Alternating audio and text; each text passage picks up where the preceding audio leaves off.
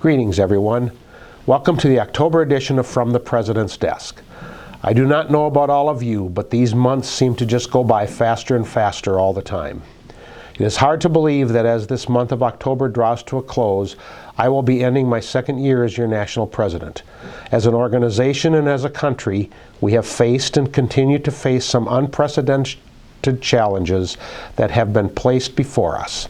While the challenges may at times seem insurmountable, we are always able to work through the issues and come out better on the other side of whatever is laid before us. As I have told a number of you over these past 2 years, and for those that have known me well for longer than that, I believe that God has a purpose for everything that happens both in our world and in our lives. So while we, in our human minds, cannot always understand why things are happening the way they are, we know He is in control and will watch out for us along the way. I hear from many of you on a regular basis that you are praying for me and Karen and for the UPMA organization as well. We very much appreciate that and thank you for the support.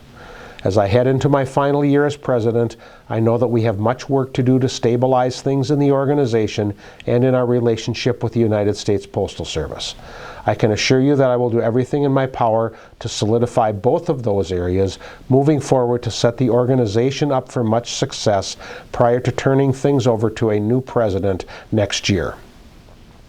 As I am sure all of our active members are aware by now, the Postal Service released the National Performance Assessment Scorecards yesterday. From what I am hearing, things improved for a number of you, and for that we are thankful. However, I continue to work with Postal Service headquarters to see what we can do for each and every one of you on the tail end of this very challenging and disruptive year.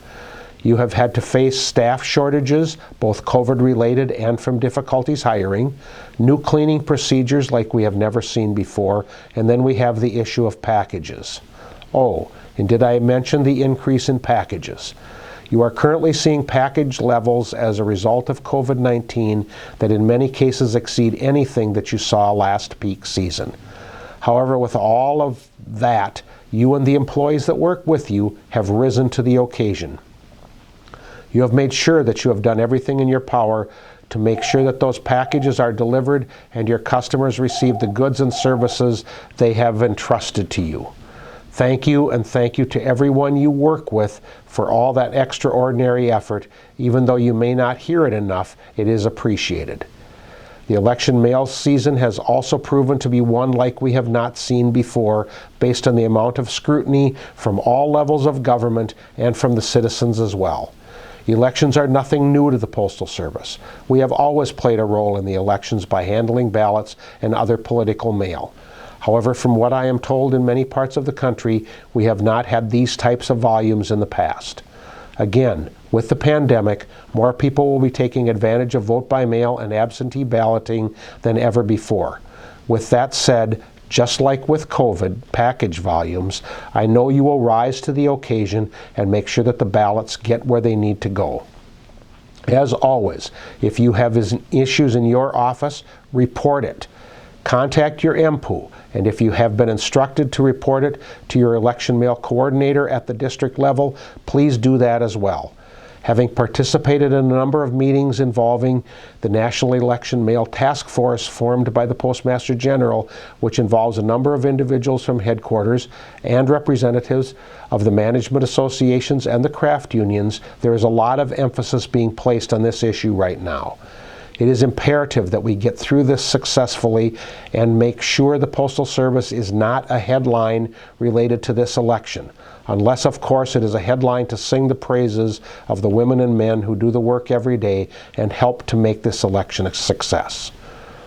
Earlier, I spoke about NPA and PFP for fiscal year 2020. I just want you to know that I continue to work with headquarters on issues related to fiscal year 2021 and what the expectations will be. Right now, there is a tremendous amount of time being spent on the issue of election mail, and NPA has somewhat taken a back seat. I am sure that once we get to November 4th and beyond, we will get into some more substantive talks and get the information out to you on what the goals and objectives will be for fiscal year 2021. Please be patient.